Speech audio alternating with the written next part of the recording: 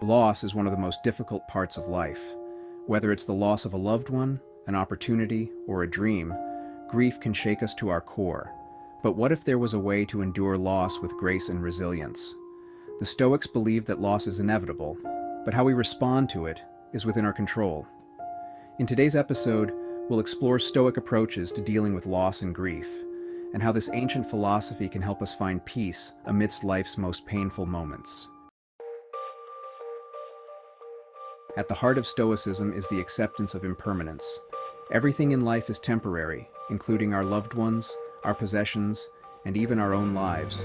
Marcus Aurelius, in his Meditations, reminds us, "Loss is nothing else but change, and change is nature's delight." Stoicism teaches us to view loss not as something to be feared or resisted, but as a natural part of life's cycle. Epictetus adds to this in his Enchiridion, "Never say of anything, 'I have lost it, but I have returned it.' Has your child died? It is returned. Has your wife died? She is returned."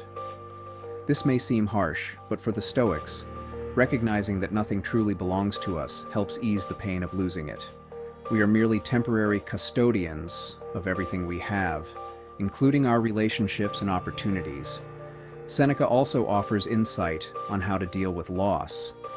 In his letters to Lucilius, he writes, "He who fears death will never do anything worth of a man who is alive." By accepting the inevitability of death and loss, we free ourselves from the fear that can paralyze us. The Stoic approach is not to deny grief, but to see loss as an essential part of the human experience. Grief is a natural response to loss. The Stoics didn't suggest that we shouldn't grieve, but rather that we should grieve in a way that honors our ability to endure and grow. As Seneca says, "Tears fall for the death of friends, but should stop soon after." Stoicism encourages us to experience our grief without being consumed by it. Epictetus teaches that it's not the event itself that causes us suffering, but our judgment of the event. It is not what happens to you, but how you react to it that matters. We often amplify our grief by believing that something should have been different. If we can accept that life is unpredictable and full of change, we can find a sense of peace even in the midst of loss.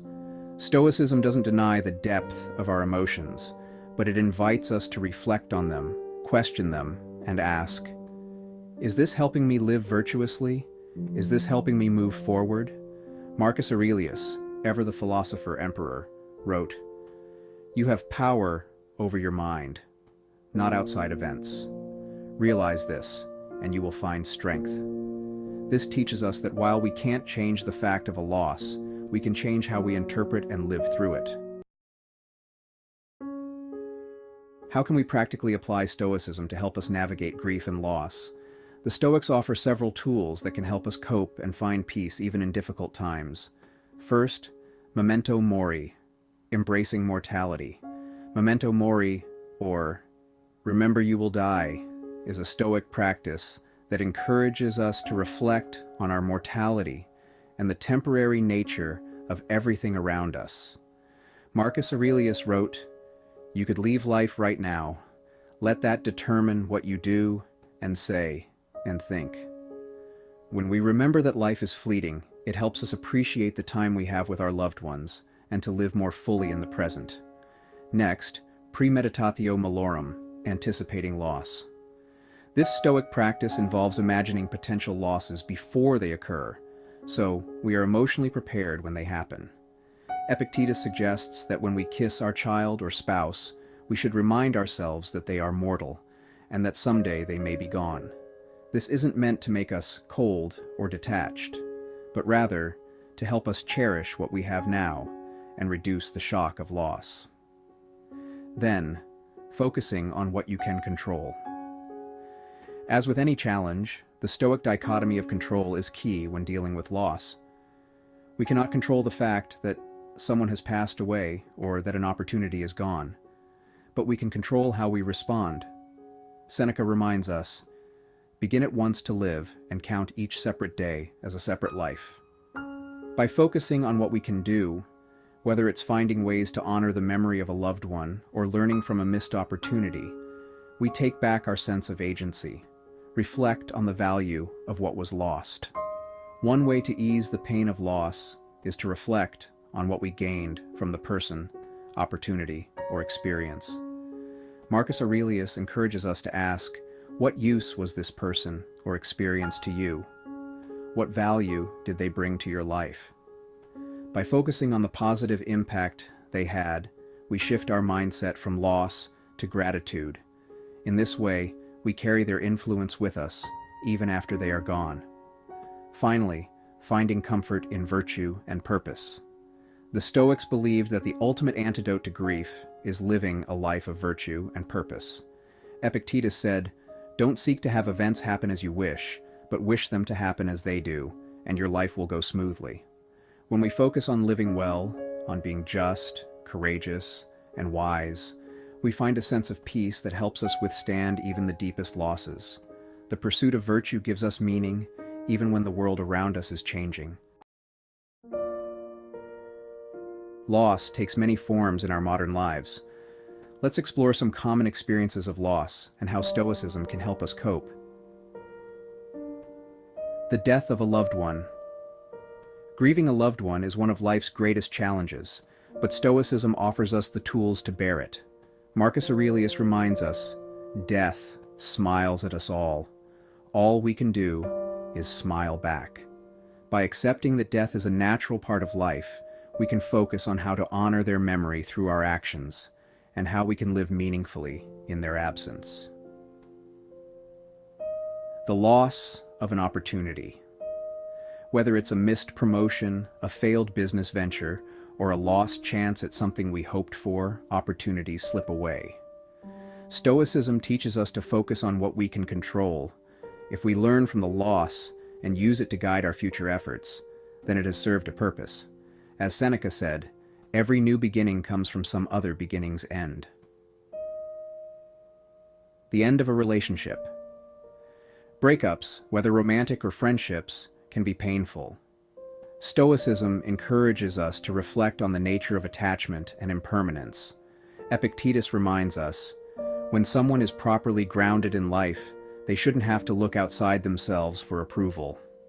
When a relationship ends, we can focus on what we learned from the connection and how we can grow from it.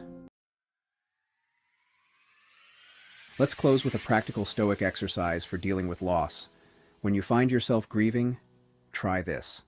First practice. Memento Mori. Take a moment each day to reflect on the impermanence of life. Remind yourself that everything, including you, is temporary.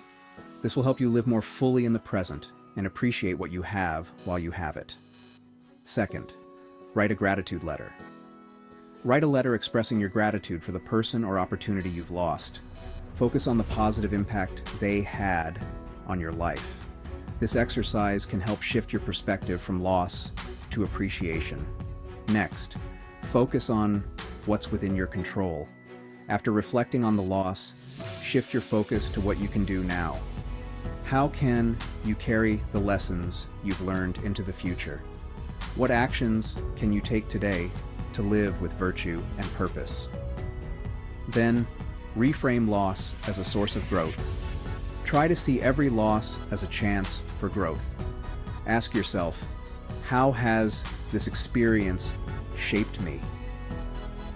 Epictetus encourages us to find value in every challenge, including loss. By reflecting on the strength and wisdom we gain from grief, we transform pain into personal growth. Finally, connect to others for support.